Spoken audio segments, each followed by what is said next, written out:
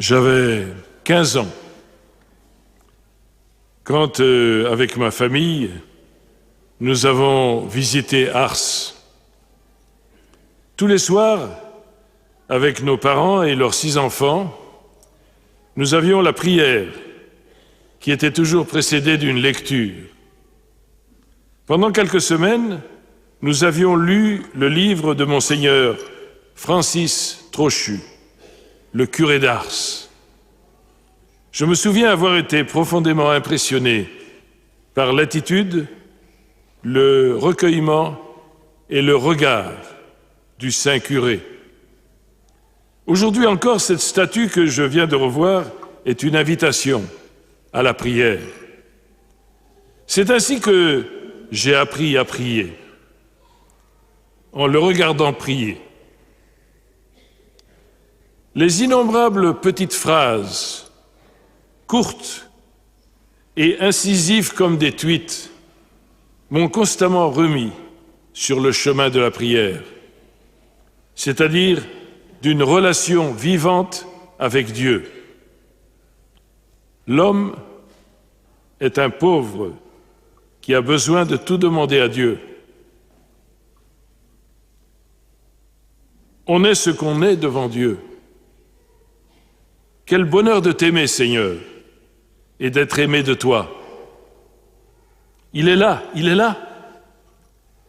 Le curé d'Ars montrait du doigt le tabernacle. Il était nourri de la parole divine et ses homélies, toujours très simples et limpides, redisaient l'Évangile avec des mots qui le rendaient immédiatement vivant. C'est lui qui a fait naître en moi ce désir de communiquer une bonne nouvelle, parce qu'elle est d'abord devenue une bonne nouvelle pour moi. Il ne parlait pas de lui-même, il parlait de Dieu qui avait touché son cœur. J'aime particulièrement une de ces citations. Ce n'est pas le pécheur qui revient à Dieu pour lui demander pardon, mais c'est Dieu qui court après le pécheur et qui le fait revenir à lui. Cette expérience de Dieu, qui était le fruit d'une rencontre permanente avec le Christ de l'Évangile, a été la raison d'être et la source de son sacerdoce. Il a été prêtre non pas pour parler de lui-même, ni pour mettre en évidence ses talents personnels.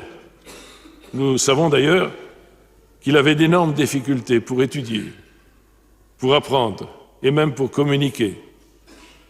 Ce pauvre, bien conscient de sa pauvreté, s'effaçait pour laisser le Christ parler en lui. Il était devenu prêtre pour devenir témoin. Témoin d'un amour dont il savait être le premier bénéficiaire et dont il sentait le besoin de partager aux autres. Cet amour dont il était comme inondé avait ouvert ses yeux et son cœur et lui permettait de percevoir avec une extraordinaire acuité combien nous devenons misérables quand nous nous éloignons de lui, quand nous laissons les idoles nous séduire et nous nous enfermons en nous-mêmes, notre égoïsme et notre péché. En arrivant un petit matin brumeux dans le village endormi d'Ars, le 13 février 1818, il a immédiatement expérimenté la froideur du manque d'amour. Peu à peu, le jeune prêtre, malhabile, est devenu confesseur, grâce au sacrement de l'écoute et du pardon, remettant des personnes de plus en plus nombreuses sur le chemin de l'amour. Le petit village abandonné avait repris vie parce qu'un prêtre passait jusqu'à 17 heures par jour au confessionnal. En 1858, 40 ans après son arrivée à Ars, 100 000 pèlerins étaient venus à Ars cette année-là. Aujourd'hui, nous célébrons le centenaire de la canonisation de Jean-Marie Vianney. Certes, les conditions de vie ne sont plus les mêmes que pendant les années 1818-1859, année de sa mort. Et pourtant, le témoignage est toujours aussi actuel.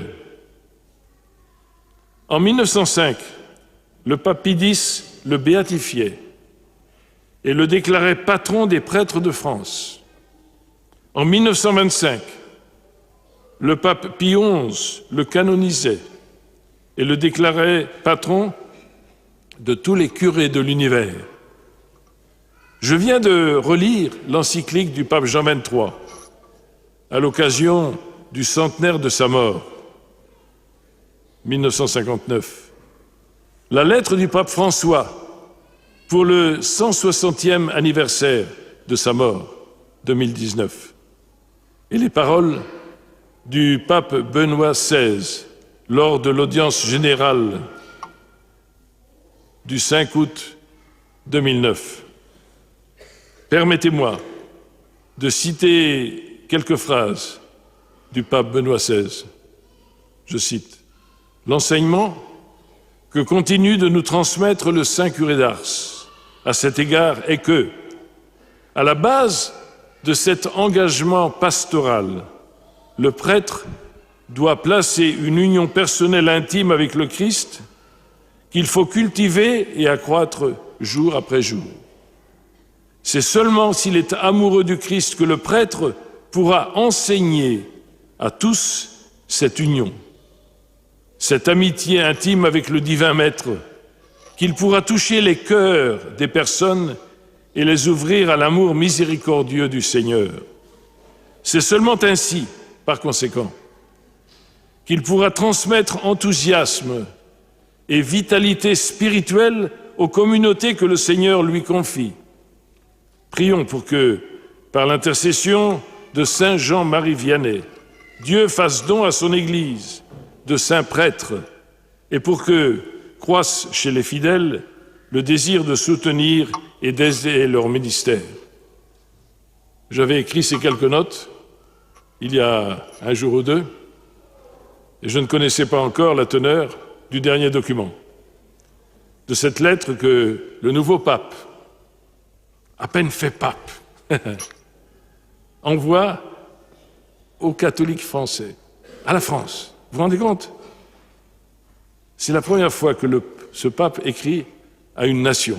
Et c'est nous, les Français. Ça vous laisse tout à fait indifférent, n'est-ce pas?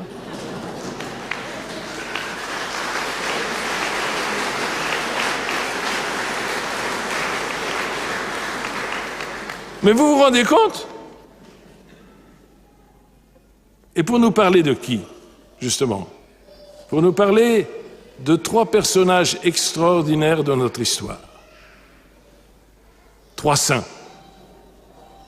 Moi, j'ai eu la chance, pendant mes 50 ans de vie diplomatique, de voyager dans 9 pays. Je n'ai jamais rencontré un pays où on ne connaît pas Jean-Marie Vianney, Sainte Thérèse et Saint Jean-Eudes. Il y a des grands personnages de l'histoire qui sont inconnus ailleurs, ça je peux vous le dire. Mais ceux-là, ils sont connus. Ils ont été fabriqués par la France. Et nous allons les oublier? On ne peut pas. Ils nous apportent justement une présence divine dans un pays qui, parce que nous, souvent nous l'oublions, qui a oublié Dieu, ou qui risque d'oublier Dieu, ou qui risque de fabriquer des faux dieux, ou qui risque de nous enfermer en croyant que nous pouvons cultiver notre petite autonomie, notre individualisme, et que nous serons heureux ainsi. Non.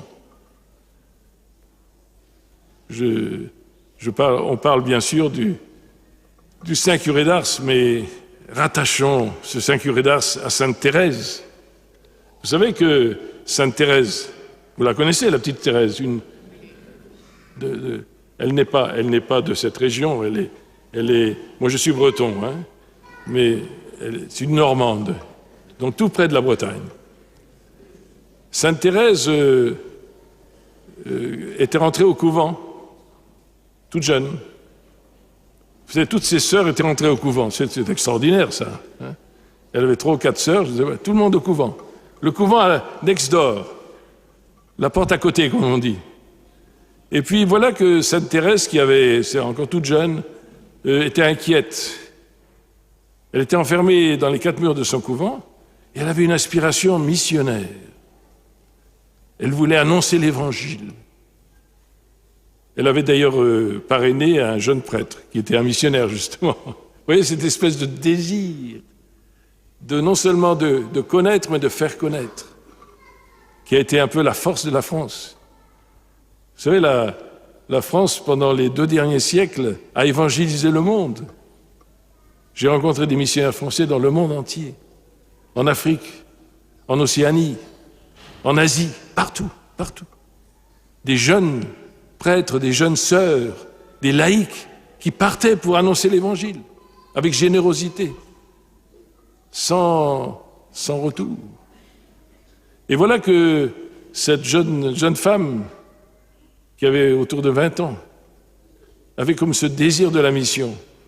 Et en même temps, elle était enfermée dans ses murs.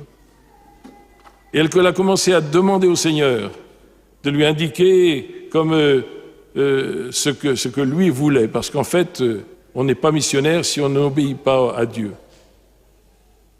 Elle lisait l'Écriture. Et un jour, en lisant un passage de l'Écriture, elle a eu comme une inspiration. Et elle a découvert que sa vocation missionnaire, c'était cela. Et je cite la phrase parce qu'elle est belle. Et il est bon de s'en souvenir en célébrant justement l'anniversaire de Saint Jean-Marie Vianney, parce que moi je les considère comme un frère et une sœur. Chacun différent, mais d'une beauté extraordinaire. Et elle dit, ça c'était sa prière, « Seigneur, au cœur de l'Église, ma mère... » Vous connaissez la phrase? Vous la connaissez? Dites-la moi! Je serai l'amour. Et en fait, le curé d'Ars, enfermé dans le box, dans la boîte de son confessionnal, au cœur de l'Église, ma mère, je serai l'amour. Amen.